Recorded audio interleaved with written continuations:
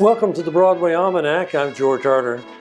Cats is not a great musical comedy, but it's a great show. First opened on Broadway in 1982, ran for 18 years, 21 years in London's West End. In its day, it was the most expensive show ever mounted, and investors were hard to come by once they saw the premise.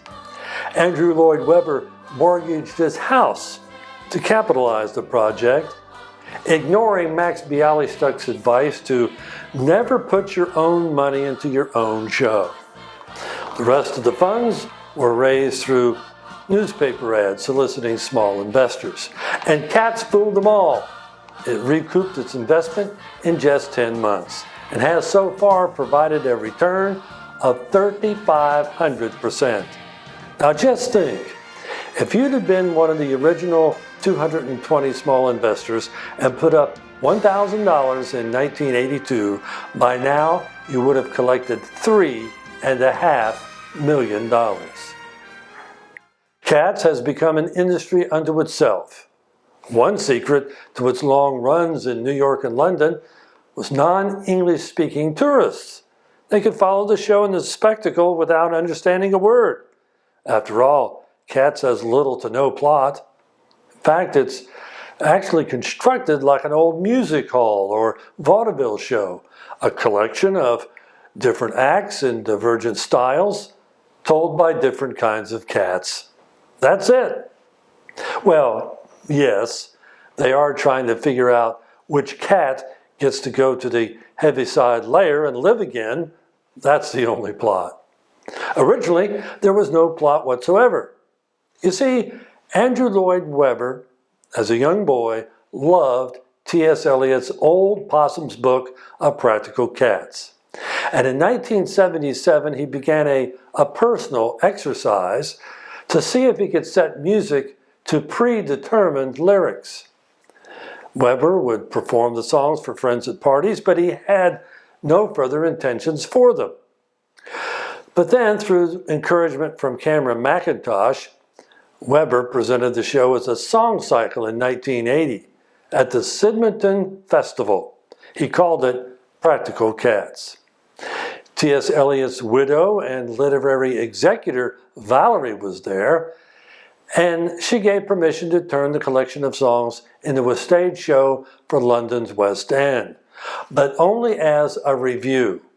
She did not want her late husband's poetry used to create a wholly new dramatic work with a story and a plot. When the money was finally raised and rehearsals began, the well-known Shakespearean director Trevor Nunn was brought in. And he noted that, well, there's no why as to what these cats were doing performing these different songs. There was no emotional center, no through line. And the actors were asking him questions about motivation and purpose. So it was Trevor Nunn who took a previously unpublished poem by Eliot called Grizabella the Glamour Cat and sneaked in the slim motivation of who to send to the Heaviside Layer. Well, Mrs. Eliot didn't mind. Webber wrote a melody for Grizabella, an achingly beautiful one, a trick that he learned from opera composer Giacomo Puccini. You give the audience one magical melody they will never forget, and they will return to your show again and again. No, Cats is not a great musical in the strict definition of musical comedy, but it's a great show. It transports the audience into a complete fantasy world that could only exist in the theater, and yet, these days, seldom does. After Cats opened on Broadway in 1982, the New York Times asked veteran dramatist and lyricist Alan J. Lerner of My Fair Lady, Gigi, Brigadoon, and Camelot fame to attend Cats and write an article about it. He spent several paragraphs pointing out its flaws and why it doesn't work.